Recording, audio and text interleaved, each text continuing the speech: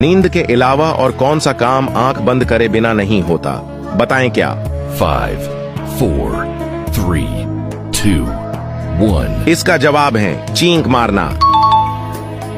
वो क्या है जिसकी मदद से आप 1 मिनट में दुनिया के किसी भी कोने में जा सकते हैं? 5, 4, 3, 2, 1. इसका जवाब है ख्वाब। वो कौन सी चीज है जो खुद कहीं नहीं जाती मगर लोगों को एक जगह से दूसरी जगह ले जाती है?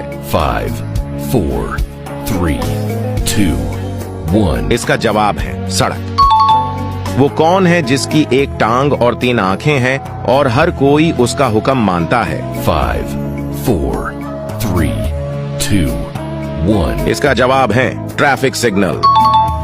वो कौन सी चीज है जो उल्टी हो तो हाथी और सीधी हो तो ऊंट की तरह होता है, बताएं क्या? 5, 4, 3,